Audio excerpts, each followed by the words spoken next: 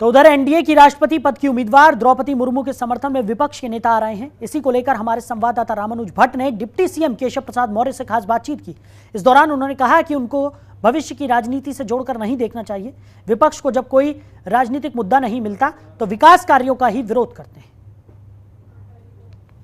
एक और 18 जुलाई को राष्ट्रपति चुनाव के लिए मतदान होना है, तो वहीं दूसरी ओर भारतीय जनता पार्टी और एनडीए के जो है उपराष्ट्रपति उम्मीदवार जगदीप धनखड़ जी को बनाया गया। हमारे साथ मौजूद डिप्टी सीएम केशव प्रसाद मौर्य से बात करते हैं।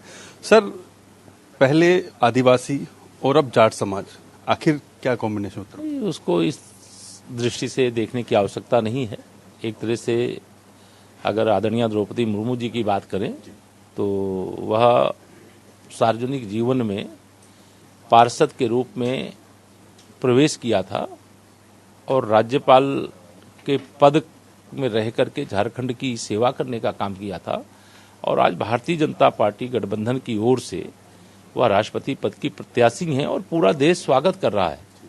जो हमारे एनडीए का हिस्सा नहीं उनका भी समर्थन मिल रहा है, जो हमारे विचारों से बहुत सारे लोग सहमत नहीं उनका भी समर्थन मिल रहा है, क्योंकि सब जानते हैं कि राष्ट्रपति पद की जो प्रत्याशी हैं वह कोई राजनीतिक दृष्टि से देखने की आवश्यकता नहीं है, जाति दृष्टि से देखने की आवश्यकता नहीं है, बल्कि इस दृष्टि से देखना चाहिए कि यह देश के लिए सौभाग्य की बात है कि आज़ादी के लगभग 75 वर्ष पूरे हो रहे हैं और देश को पहले राष्ट्रपति के रूप में आदिवासी समाज से वह भी एक बहन आई हैं और वो भारी समर्थन उनको मिल रहा है। सबको समर्थन करना चाहिए, ऐसी अपील भी।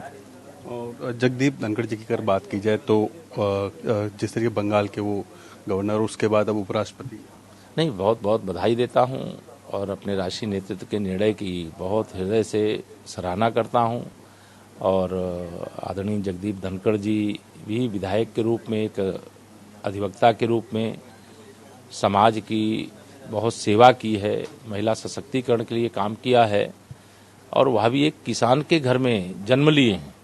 तो यह अपने आप में बहुत बड़े बड़े कदम हैं कि देश के राष्ट्रपति के पद की उम्मीदवार एक आदिवासी समाज से आती हैं और उपराष्ट्रपति पद के उम्मीदवार बड़े अनुभवी वह एक किसान परिवार से निकल करके आज उपराष्ट्रपति पद के प्रत्याशी के रूप में आए हैं। दोनों का स्वागत है, बधाई है। विपक्ष के कई लोग जो है उत्तर प्रदेश में, चाहे वो राजा भैया की बात की जाए, अब ओम प्रकाश राजभर भी कह रहे हैं कि हम समर्थन दे रहे हैं और कोई क्या 24 की तैयारी है अभी से ही? देखिए, राष्ट्रपति चुनाव और उपराष्ट्रपति चुनाव और 2024 या 2027 का चुनाव, उसको दोनों को एक साथ मिक्स नहीं करना चाहिए। ये राष्ट्रपति चुनाव संपन्न होने के बाद फिर उस पर सवाल करिएगा तो मैं आपको जवाब दूंगा। एक्सप्रेसवे को लेकर जो है लगातार विपक्ष हावी है और कह रहे हैं कि सिर्फ 2 एक्सप्रेसवे बनाने से जो विकास कराया है अन्य सरकारों ने उसको भुला दिया। भाजपा ने नहीं भुला दिया, भाजपा जिसने भी विकास किया है उसको याद करती है, लेकिन जो सत्ता में नहीं है, 5 साल बीत गए हैं, अगले 5 साल नहीं रहने वाले हैं, वो लगातार ऐसी टिप्पणी करने की कोशिश करते हैं जिससे प्रदेश की जनता को गुस्सा आता है कि प्रदेश का विकास मोदी जी और योगी जी के नेतृत्व में डबल इंजन की सरकार कर रही है। कहीं एक्सप्रेस वे बन रहे हैं, कहीं राष्ट्रीय राजमार्ग बन रहे हैं, तो कहीं स्टेट हाईवे बन रहे हैं और इससे इन लोगों को दर्द होता है कि बिजली ज्यादा क्यों आ रही है, किसानों की उपज खरीद क्यों हो रही है, गन्ना मूल्यों का भुगतान क्यों हो रहा है, पर्यटन के क्षेत्र को इतना बढ़ावा क्यों मिल रहा है, अयोध्या, मथुरा, काशी सहित तमाम तीर्थ स्थलों का व्यापक विकास क्यों हो रहा है, ये इनके दर्द का कारण है। सार्वजनिक स्थलों पर नमाज की अगर बात की जाए, नमाज पढ़ी जा रही है, उसके कैसे देखते हैं? आखिर हालांकि प्रशासन ने कई बार इस पर, वो प्रशासन देख रहा है और सब ठीक रहेगा, ऐसा माना जाए। धन्यवाद। तो ये थे डिप्टी सीएम केशव प्रसाद मौर्य ने साफ तौर पर बोला कि उत्तर प्रदेश के अंदर हो या देश के अंदर राष्ट्रपति और उपराष्ट्रपति चुनाव के लिए जो प्रत्याशी बनाए गए हैं वो वाकई कहीं ना कहीं देश को आगे बढ़ाने के लिए पहल है। कैमरा राजवंशी के साथ रामानुज भट्ट, जनतंत्र टीवी, लखनऊ।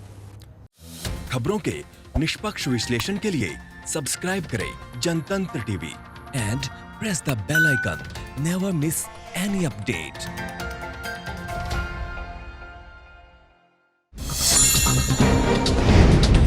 डाउनलोड कीजिए जनतंत्र टीवी ऐप को, जो कि अवेलेबल है गूगल प्ले और ऐप स्टोर पर।